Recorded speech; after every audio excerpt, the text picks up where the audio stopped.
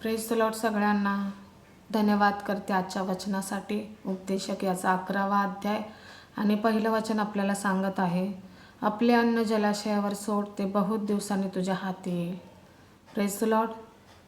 हे खूप छान वचन आहे आणि हे वचन खूप वेळेस माझ्याशी बोललं आहे. या वचनाद्वारे माझ्या जीवनात खूप मोठी साक्षसुद्धा आहे.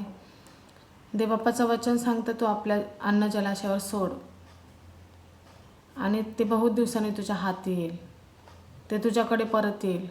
आपण जे पण काही करतो, कोणासाठी करतो किंवा कोणासाठी केलेल्या प्रार्थना, कोणासाठी केलेले काही पण मदत, देवबाप बोलतो ते तू कर, त्याची अपेक्षा करू नको, पण देवबाप ते आपल्याला परत देणार आहे, हे तुझ्या लक्षात असू दे, है ना.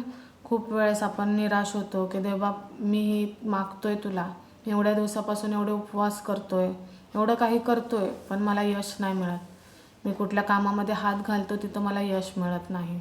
पण देवबापाचं वचन सांगत आहे, तू आपला अन्न जलाशयावर सोड आणि त्या गोष्टीची अपेक्षा करू नकोस, पण ते बहुत दिवसाने तुझ्या एक ना एक दिवस परत हाती येणार आहे, हे लक्षात ठेव.